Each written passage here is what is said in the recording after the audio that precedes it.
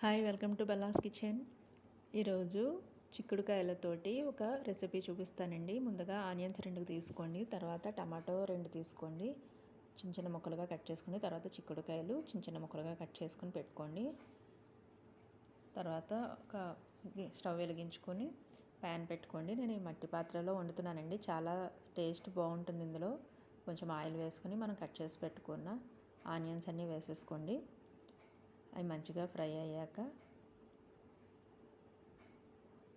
కొంచెం పసుపు,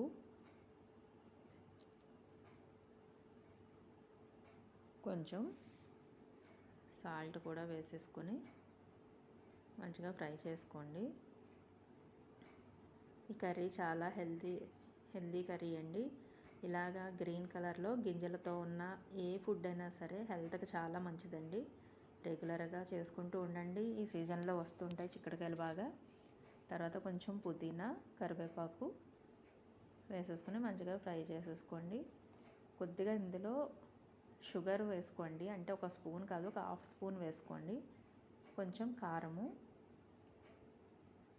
మీ రుచికి తగినట్టు వేసుకోండి. ఈ షుగర్ వేయడం వల్ల టమాటాలు వేస్తాం కదా మనం, ఆ పులుపు అనేది కొంచెం తగ్గుతుందండి.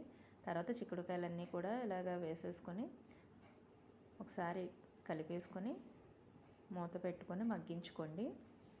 ఎందుకంటే పచ్చివాసన అంతా పోవాలి, చిక్కుడుకాయల్లోకి బాగా మగ్గిపోవాలి. మగ్గిపోతేనే కూర టేస్ట్ బాగుంటుందండి. తర్వాత మూత తీసేసుకొని మనం కట్ చేసి పెట్టుకున్న టమాటాలని కూడా వేసేసుకోండి. అందులో ఉన్న నీరంతా బయటకు వచ్చే వరకు ఉడికించుకోండి, మగ్గిపోతాయి. మూత పెట్టేసుకొని వేయించుకోండి. అంతే అండి, కర్రీ రెడీ అయిపోయింది. హాయ్ అండి, చూసారు కదా, ఇలా కొత్తిమీర రెడీ అయిపోయాక ఇలా జల్లేసుకోండి. చిక్కుడుకాయ టమాటా పులుసు రెడీ అయిపోయింది. ఈ వీడియో మీకు నచ్చినట్టయితే ప్లీజ్ సబ్స్క్రైబ్, లైక్, షేర్ చేసుకోండి. Thank you for watching.